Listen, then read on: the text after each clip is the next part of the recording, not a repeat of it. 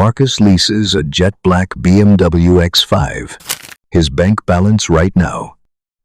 Garrett, 3 doors down, drives a 2003 Ford Ranger with a dent in the tailgate he's never bothered fixing. His net worth is just over $8 million. Paid off house. No debt. If you passed both of them on Maple Drive tomorrow, you'd know exactly which one to envy. And you'd be exactly wrong. Exclusive to True Tongs. Here's the question this video actually answers. Why do real millionaires so often choose to look broke? We're taught wealth is visible. That success leaves a trail you can see from the street.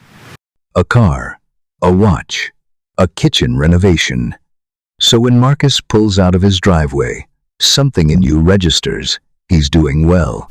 But here's the strange part. Almost nobody notices. You don't actually think Marcus is impressive. Author Morgan Housel calls this the man in the car paradox. When you see someone driving something expensive, you don't admire the driver. You imagine yourself in the seat. The car gets the attention.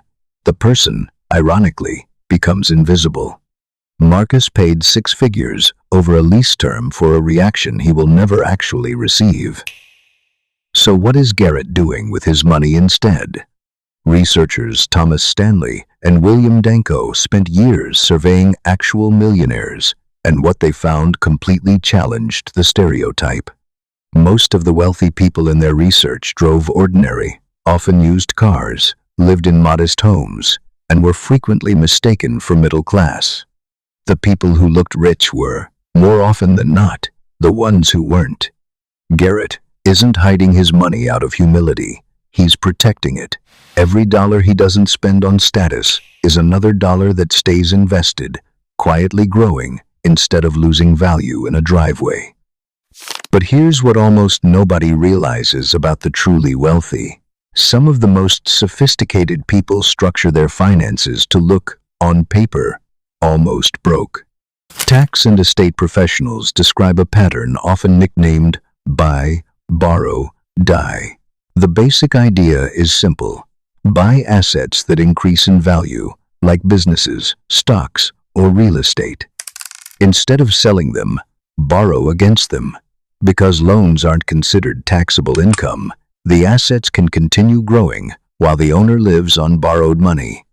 The exact details vary depending on the country and personal circumstances, but the overall principle has been discussed in tax policy for years.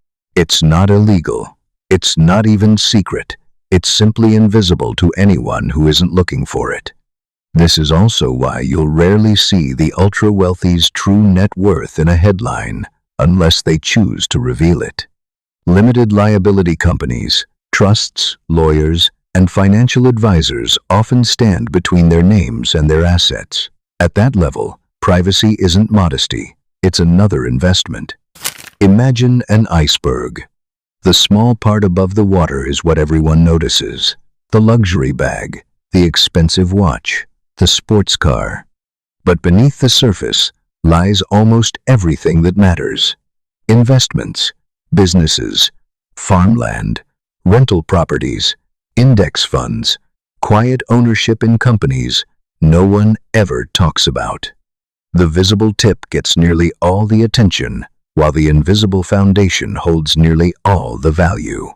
Here's the part that should make you stop and think. Many of the wealthiest people in Thomas Stanley and William Danko's research weren't extraordinary earners who got lucky. They were ordinary earners who consistently chose the invisible 99% over the visible 1%. They did it for decades, without applause, without recognition, and without trying to impress anyone. There's another pattern most people never notice.